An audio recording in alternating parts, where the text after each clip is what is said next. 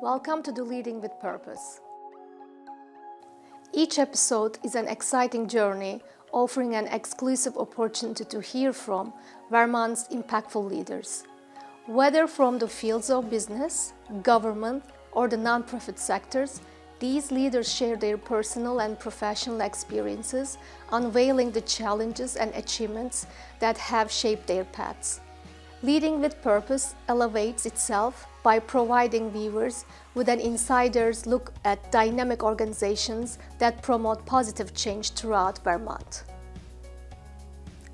Join us on this transformative journey as Leading with Purpose unveils the stories of leaders shaping organizations and transforming Vermont with purpose-driven leadership. Discover the power of leadership that goes beyond success, leaving a legacy of positive change in its trail.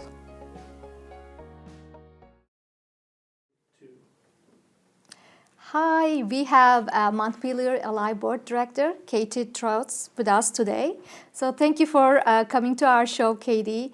And I will ask you some questions so you can explain and express your leadership vision and all the wonderful things you did for our community. Ready?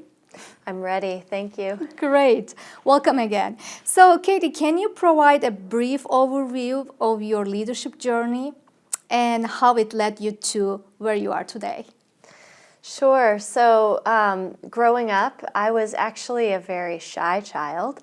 I loved performing, singing, dancing, music in my house. And I wouldn't have thought that I would have found myself in leadership positions throughout time. But over time, it became clear that I was a community player, that I was a social person, and that I enjoyed academics and often went my own path, exploring different interests of mine. So I think that independence kind of led me into jobs where I was a manager or in charge of a project. I went to college at Bates College and graduated with a degree in anthropology because of my interest in all the many countries and cultures around the world, and I loved to travel. But shortly after that, I started pursuing music more heavily, and I became a music teacher, a private fiddle instructor, and I had been going to some workshops and classes across the nation to study the fiddle and the violin. And that led me to coming back to my home state of Vermont. I grew up in Cabot, Vermont, and I found some partners to start a nonprofit music school. So this is where I think I really stepped more into the leadership position. That school is called the Summit School for Traditional Music and Culture, and it still exists here in Montpelier. I was the director for 8 years, and then I became the director of Chandler Center for the Arts in Randolph, Vermont. And I took some time off when I started a family. I have 2 young children. And as I was re-entering the workforce, I was performing music and I was teaching a little bit on the side, but I decided I really wanted to work for a community nonprofit, and I saw the opportunity of event coordinator come up at Montpelier Alive, and I really enjoyed working alongside Dan Groberg, who was the director at the time. And Dan really helped me get to know Montpelier Alive and how the structure of that organization worked, enough that when he left and I applied for the director position, I felt pretty comfortable with the prospect of leading that organization. So now I am the Executive Director of Montpelier Alive. Yeah, great start for us, like to know you a little bit better. So how would you describe your leadership style? And how has it evolved over the course of your career, and how your leadership contributes to both organizational success and also community impact? Those are great questions. I have thought about this quite a bit, and I do think that my leadership style has evolved tremendously since my time at Montpelier Alive, and as I've matured and grown as a parent and a community member. I think I've always been very collaborative, and even though I grew up being an independent young girl, I always, as I said, have been very social. And I've played with a lot of bands in my music career. I've collaborated as a teacher with other instructors in different programming. And then I've always just really enjoyed and respected other people's perspectives. Maybe it's a little bit of my anthropology background. I'm a listener, I'm an observer. So I think that's really bled into my work as a leader. And it's been really beneficial, especially with working with a community organization, to be a good listener and to really hear what the community need and desire is, and to collaborate with my staff and colleagues. So I think that's been very beneficial, although I do believe that I've gained a lot of confidence in the past couple of years. As a human being, as a parent having 2 children, you really have to step into that confident role at times in leading the way for them and guiding them. But also in recent events with Montpelier Alive, I've been forced to really stand up in front of the community as a public face for Montpelier and for Montpelier Alive, and to have confidence in my knowledge and skills.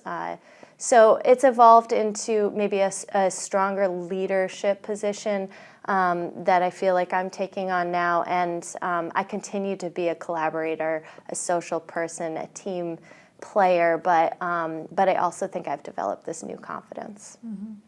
Yeah, so I've heard like listening skills, collaboration skills, and also having self-confidence, which help you to have great projects for Montpelier, right? So can you share a specific initiative or project where your organization has made meaningful contribution to the local community? Yeah, I mean, I think that Montpelier Alive historically has always had a lot of impact, but it's fallen under the radar a little bit. It's behind the scenes. We're always doing projects to beautify and make our town more vibrant and attractive, including distributing flowers and hanging baskets and engaging with volunteers to help us with public art initiatives and murals. There's a lot that we have done. But in recent time, during COVID and now just following a massive flood event in downtown Montpelier, Montpelier Alive has had even more impact in the support it's offered businesses. And we have started a lot of new initiatives that address community resiliency, rebuilding and adapting our downtown so that it can endure climate events in the future. So I would say that a lot of our work more recently, and that I've played a big role in, that's been impactful, involves this business support, fundraising for businesses, marketing businesses, and meeting their needs as they've recovered from the flood. Mm-hmm. Mm-hmm. Yeah. So in what ways do you believe purpose-driven leadership can transform not only organizations, but also entire communities? I think that Montpelier Alive is a great example of that purpose-driven leadership model. We love the community we live in. We have a lot of heart and soul and passion behind the projects we do, behind our everyday activities.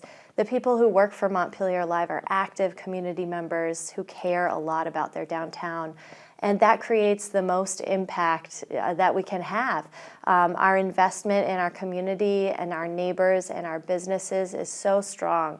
And so I think it makes our impact very visible because we put all of that heart and soul and purpose behind what we do. Mm-hmm. So can you share a success story with us that highlights this purpose-driven leadership approach? I know you have many. Yes. Well, once again, following the disaster that we have recently encountered in our downtown, the success story that's come out of it is that 80% of the businesses that were shuttered in the first place after the flood have reopened. And a lot of the businesses are very determined to do their business in downtown Montpelier. And I think that proves that Montpelier Alive has been effective, and our leadership and my leadership has been effective in bringing them back to Montpelier, in encouraging them in those results of all the businesses being open. And also the state of our downtown, it's a beautiful place to live and work. Right now there's art in many storefront windows, including empty storefront windows. There are illumination projects across downtown, and Montpelier is getting a lot of recognition on a national scale, despite the flood and despite what's happened there. So I think that is a success story unto itself, and has in large part happened because of the people who have been involved. So I ask questions to learn about your vision as a leader so far. So do you want to add anything else that I haven't asked to you? Just that I think that when you can find as a leader something that you can really get behind with that purpose, with that meaning, and that passion and heart and soul, then as a leader you will become closer to your greatest potential. So aligning those skills of leadership and finding, the work that really drives you can have really impactful results. And I'm finding that along the way with my work with Montpelier Alive. Yeah, it's great to hear. So for last thing, can you please share a leadership quote with us that inspires you in your leadership journey? Well, when I think about those who have inspired me, who I consider leaders, I think of my parents. And they were also very collaborative and social and just delightful human beings. And their leadership was not called out by everyone. But to me, as a child growing up with them, they were leaders in all sorts of ways. And they really created a path for me and encouraged me along that path. So something that I think of all the time is the way that they encouraged their children was by telling us to always just do your best, and that's all you can do. And I think that's important to recognize. We're human beings, we have limitations, but if you try your best and you do your best, and that's sort of my mantra, then there will be good results. And they may not be perfect, but you will be living up to your potential if you are trying to do your best. So I think of that. Yeah, it's a great statement and mindset that we should teach this more to our kids so they will trust themselves, right, as future leaders. So I really enjoy our chat. Thank you for sharing all these wonderful insights with us, and thank you again for being with us today. Thanks for having me. As we conclude another inspiring episode of Leading with Purpose, we want to express our appreciation for joining us on this transformative journey. Throughout this series, we have had the privilege of delving into the lives and leadership styles of Vermont's most impactful individuals. The exclusive journey we have shared have allowed us to hear firsthand from influential leaders across the business, government, and nonprofit sectors. We have gained a unique understanding of what it truly means to lead with purpose.